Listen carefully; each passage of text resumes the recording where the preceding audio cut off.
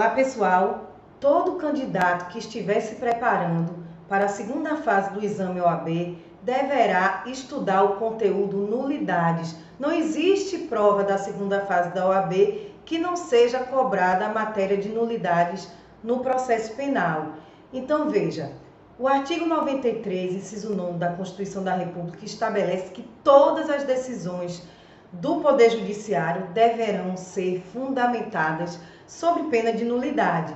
Então, se a questão disser que determinada decisão judicial está desprovida de fundamentação idônea, esta decisão estará eivada de vício de nulidade. E uma vez declarada nulidade, é uma tese de defesa muito importante porque ela trará ao status quo ante. Então, aquela decisão será desfeita, será anulada por conta do reconhecimento da nulidade. Pois bem, tal como qualquer outra decisão do Poder Judiciário, a decisão de pronúncia, aquela que encerra o juízo de admissibilidade na primeira fase do rito do júri, também deverá ser fundamentada. Nós sabemos que a competência para julgar os delitos dolosos contra a vida é do Tribunal do Júri, composto pelos 7 jurados. Mas isso não afasta a necessidade de o juiz que presidir a primeira fase do rito do júri, que estiver conduzindo o judicium accusationis, profira uma decisão de pronúncia de maneira fundamentada. Aliás, é o que dispõe o artigo 413 do CPP, que dispõe que o juiz fundamentadamente deverá pronunciar o réu se estiver convencido da materialidade de delito doloso contra a vida e estiver presentes indícios suficientes de autoria, devendo na decisão de pronúncia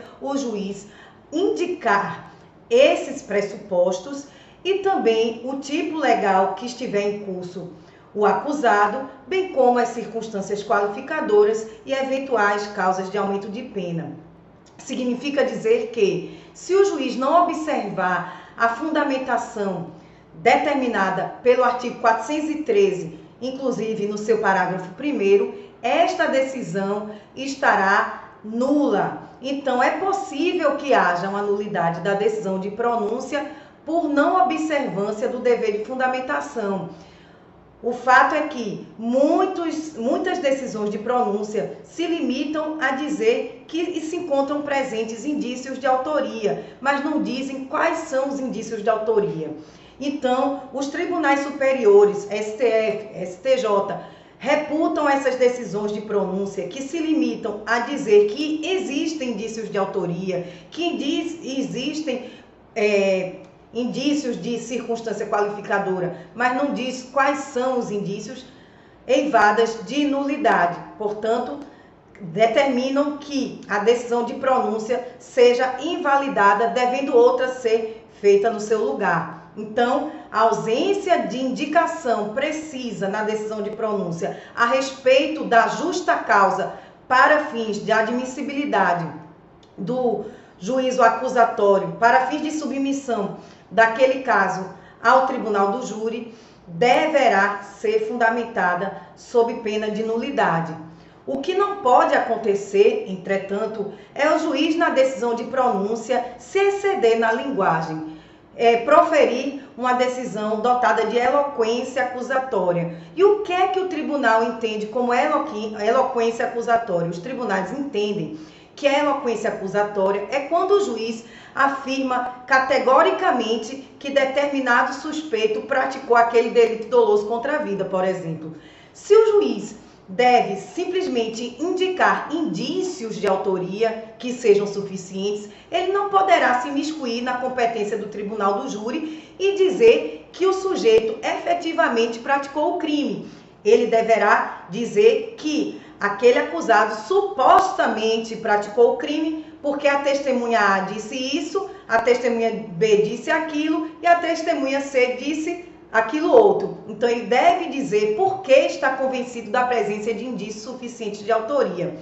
Mas não pode dizer que está convicto de que o réu praticou aquele crime, sob pena de essa decisão de pronúncia influenciar o ânimo dos jurados. Os jurados são os juízes naturais da causa, e não devem ser influenciados pela eloquência acusatória contida na decisão de pronúncia. Nós sabemos que os jurados, quando vão julgar a causa na sessão plenária do júri, eles recebem cópia da pronúncia e vão ler a pronúncia.